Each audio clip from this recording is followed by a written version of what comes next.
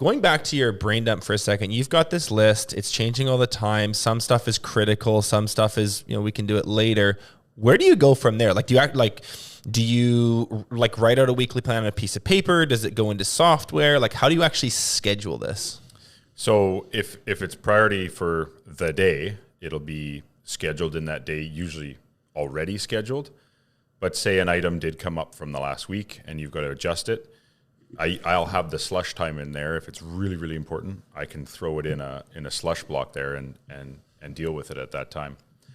Or maybe it's a priority for maybe not me directly, but I've got the priority and I have it on my brain dump, but maybe I'm giving it to one of my PMs or my office manager, or moving it on to someone else's priority task list, or maybe it's to a consultant or the city, or putting it in the right place for someone else to deal with.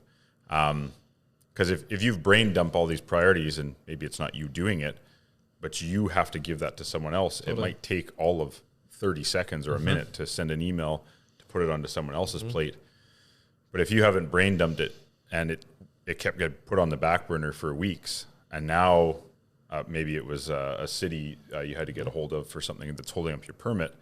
Well, now you're holding up your permit and your construction because you didn't spend that 1 minute. Because the priorities don't always have to be big items. They could be as simple as contacting this one person, or you have to think through it. That's the key. But when you have 100 items in your head, you can't manage all that. It's too much.